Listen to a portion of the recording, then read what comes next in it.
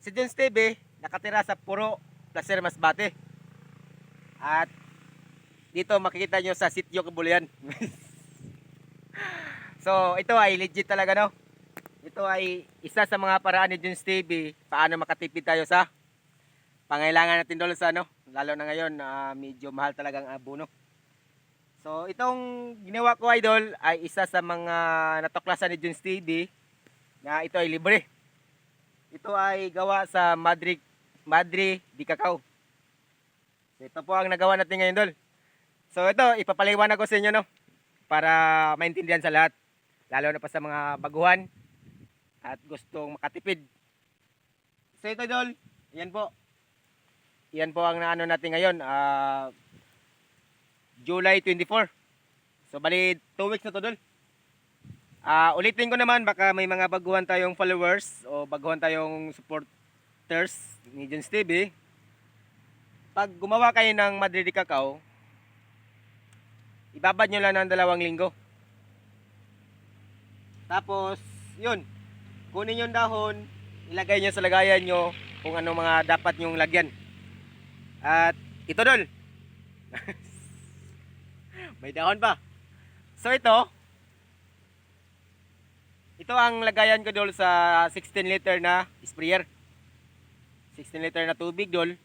Kung anong mga lagayan nyo. Kung 20 liters yung sprayer, no, inyo, 2 litro pwede yun. Pero ito ay 3 ganito, means to see 1.5 liter sa isang 16 liter na tubig. Yun po ang ano natin, no, timpla. So ito na po, dol, anytime pwede natin gamitin yan hanggang maubos yan.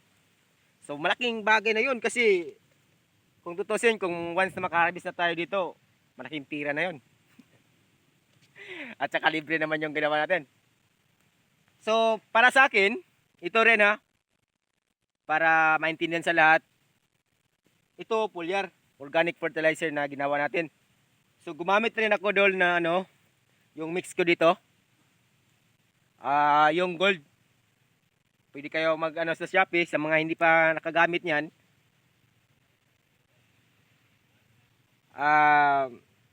Pwede kayong bumili sa Shopee, i-search nyo lang yung gold.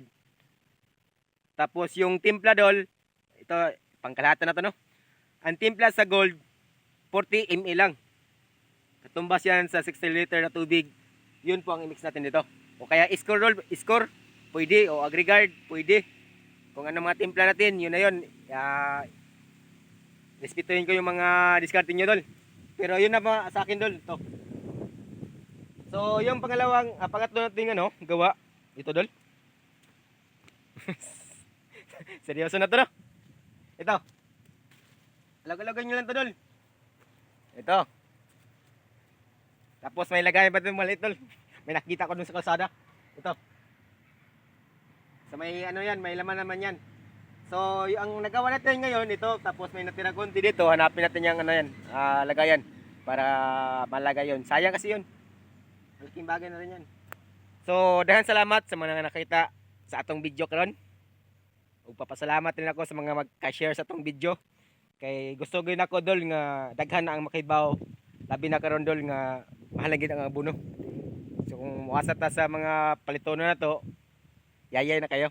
So manghinaot lang ko, may share nyo ninyo. Mura gid akong pangayong pabor sa inyo, kay isad masadol nga atong pugso, no.